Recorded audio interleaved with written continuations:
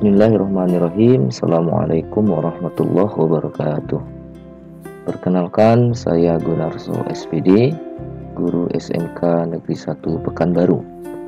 Izinkan saya menyampaikan dan memaparkan aksi nyata pada topik Merdeka Belajar.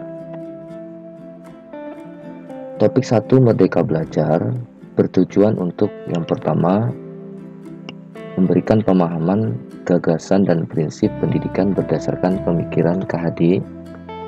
Kedua, memberikan pemahaman untuk memfasilitasi murid agar tumbuh sesuai dengan kodratnya. Kemudian yang ketiga, penerapan pembelajaran yang memerdekakan murid. Ada 5 topik yang disiapkan atau yang tersedia pada modul Merdeka Belajar. Yang pertama, mengenali dan memahami diri sebagai pendidik. Kemudian yang kedua, mendidik dan mengajar. Yang ketiga, mendampingi murid dengan utuh dan menyeluruh. Yang keempat, mendidik dan melatih kecerdasan budi pekerti. Yang kelima, pendidikan yang mengantarkan keselamatan dan kebahagiaan. Topik 1, mengenali diri sebagai pendidik. Bagaimana caranya kita mengenali diri sebagai pendidik? Kuncinya adalah terus belajar agar bisa mengantarkan murid menjadi berdaya dan merdeka. Hal ini bisa dimulai dari diri kita sendiri sebagai pendidik dalam mengenali potensi dan kekuatan yang ada pada diri kita sendiri. Nah, yang kedua caranya adalah melakukan refleksi peran saya sebagai pendidik berdasarkan pemikiran KHD. Apa yang bisa dilakukan? Menyelaraskan peran sebagai pendidik sesuai dengan konteks dan perkembangan zaman dengan membekali murid pengetahuan, keterampilan, dan sikap. Ki Hajar Dewantara mengatakan bahwa manusia merdeka adalah manusia yang hidupnya bersandar pada kekuatan sendiri, baik lahir maupun batin, dan tidak bergantung pada orang lain.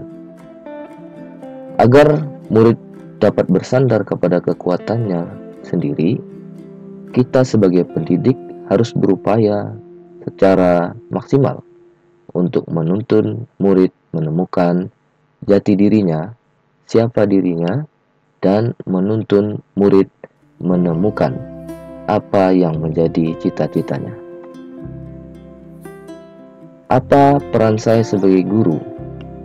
Peran saya sebagai guru tentu sangat besar, mulai dari merancang pembelajaran yang berpihak kepada murid, melakukan fasilitasi proses belajar, hingga melakukan penilaian proses pembelajaran secara utuh. Ingin menjadi sosok guru seperti apa saya nantinya? Guru yang mampu menciptakan suasana belajar yang aman dan nyaman, menjadi guru yang menyenangkan, serta menyediakan sumber belajar yang sesuai dengan kodrat zaman dan berpihak kepada murid.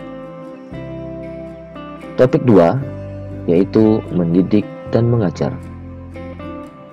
Di dalam topik 2 ini, kita akan mempelajari bagaimana mendidik menyeluruh, kemudian yang kedua, pendidikan selama 1 abad, kemudian yang ketiga, menjadi manusia secara utuh. Nah, bagaimana cara kita mendidik? Mendidik berarti menuntun segala kodrat yang ada pada murid agar murid dapat mencapai keselamatan dan kebahagiaan yang setinggi-tingginya, baik sebagai manusia maupun sebagai anggota masyarakat. Kemudian, apa itu mengajar? Mengajar sama halnya dengan mendidik keterampilan berpikir, melancarkan kecerdasan batin, sehingga murid dapat mencapai keselamatan dan kebahagiaan. Topik 3. Mendampingi murid dengan utuh dan menyeluruh. Untuk mendampingi murid dengan utuh dan menyeluruh, kita harus mengenal murid dan kodrat yang melekat padanya. Di antaranya adalah kodrat keadaan, kemudian kodrat alam, dan kodrat zaman. Selain itu, kita juga harus tahu asas trikon untuk mendampingi murid dengan utuh dan menyeluruh, yaitu yang pertama kontinu, yang kedua konvergen, dan yang ketiga konsentris. Pendidikan bergerak dinamis, menyesuaikan keadaan yang terus bergerak begitu cepat. Sebagai guru, perlu mengantisipasi dan membaca arah dari pergerakan perubahan tersebut. Yang keempat, topik keempat yaitu mendidik dan melatih kecerdasan budi pekerti. Budi pekerti merupakan konsep moral dan etika sebagai pondasi dari masyarakat yang harmonis dan kemajuan bangsa. Sedangkan konvergensi menggabungkan nilai-nilai moral, etika, dan karakter dalam kurikulum, serta mengembangkan peserta didik yang memiliki budi pekerti yang baik. Topik 5 yaitu pendidikan yang mengantarkan keselamatan dan kebahagiaan. Dan akhirnya, guru dapat mengantarkan murid mencapai keselamatan dan kebahagiaan, serta kualitas hidup yang lebih baik melalui sistem Among. Pada era digitalisasi saat ini, guru harus lebih inovatif, reflektif, adaptif, dan kolaboratif, menciptakan pembelajaran yang berpihak kepada murid, sehingga mampu menghadapi tantangan kehidupan. Demikian paparan aksi nyata yang sudah saya lakukan. Terima kasih atas segala perhatian. Salam dan bahagia Ibu Bapak Guru.